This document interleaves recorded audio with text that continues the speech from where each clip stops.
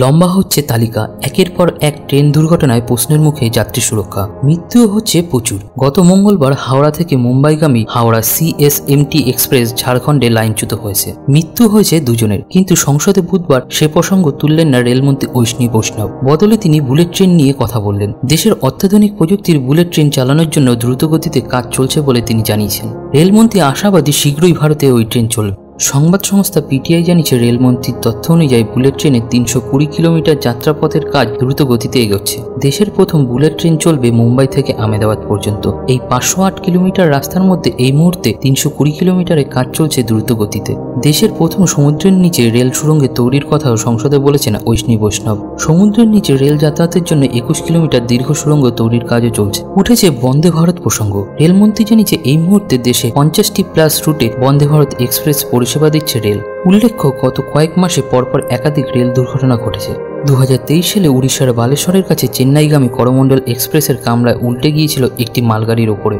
দুর্ঘটনাগ্রস্ত হয়েছিল Bengaluru Howrah superfast express. সেই ঘটনায় প্রায় 300 জনের মৃত্যু হয়েছে। এরপর চলতি বছরে নিউ জলপাইগুড়ির কাছে কাঞ্চনজঙ্ঘা এক্সপ্রেসও দুর্ঘটনার কবলে পড়ে। দুর্ঘটনা ঘটে ডিব্রুগড় এক্সপ্রেসেও। মঙ্গলবার চক্রধরপুরের কাছে হাওড়া CSMT এক্সপ্রেসে অন্তত 18টি কামরা লাইনচ্যুত হয়। পরপর এতগুলো দুর্ঘটনা ভারতের রেলের নিরাপত্তা ব্যবস্থা নিয়ে প্রশ্ন তুলে দিয়েছে। দিকে দিকে সমালোচনার ঝড় উঠছে। তবুও বুধবার সংসদে রেলমন্ত্রী এইসব দুর্ঘটনা নিয়ে একটি বাক্য ক্ষয় করলেন না।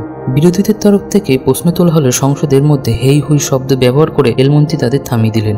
বলে রাখা দরকার, উনি ভারতবর্ষের রেলমন্ত্রী, উনি কোনো বাজারের আলু বিক্রেতা নন। ওনার কথার মধ্যে একটা গরিমা থাকার প্রয়োজন। রেল দুর্ঘটনা প্রতিদিন কার্যত রুটিন হয়ে দাঁড়িয়েছে। বুলেট ট্রেন তো হবেই, সেটা তো ধনীদের জন্য, কিন্তু গরিব মধ্যবিত্ত খেটে খাওয়া মানুষ যারা ওই এক্সপ্রেসগুলোর জেনারেল কামরায় দেশের এ প্রান্ত থেকে ও প্রান্তে যান চিকিৎসা অথবা রুটি রুচির জন্য, তাদের কি হবে? যেখানে ভারতবর্ষের একটা বড় সংখ্যক মানুষ যাতায়াতের মূল ভরসা রেল, সেখানে রেলমন্ত্রী দুর্ঘটনা নিয়ে একটি বাক্য খরচ করলেন না, সেটা খুবই দুঃখজনক। রেল দুর্ঘটনা নিয়মিত বেড়েই চলেছে। বাজেটে রেল নিয়ে বড় কোনো ইনভেস্টমেন্টের কোনো প্রতিশ্রুতি দেওয়া হয়নি সরকারের পক্ষ থেকে। অপরদিকে দুর্ঘটনার পরে প্রধানমন্ত্রী নরেন্দ্র মোদী জানিয়েছে, গত 10 বছরে রেল বাজেট 3 গুণ বৃদ্ধি করা হয়েছে।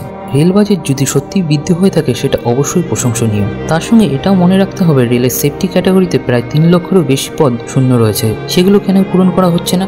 সবশেষে সাধারণ মানুষ চাইছে রেল যাত্রার পরে তারা যেন সুষ্ঠুভাবে বাড়ি ফিরতে পারে। এইটুকু গ্যারান্টি স্বাধীনতার 75 বছর পরেও যদি না রেল দিতে পারে, তাহলে সেটা ভারতবর্ষের নাগরিকদের জন্য অবশ্যই দুর্ভাগ্যজনক। ঘন ঘন ট্রেন অ্যাক্সিডেন্ট নিয়ে আপনাদের কি মতামত অবশ্যই কমেন্টে জানাবেন।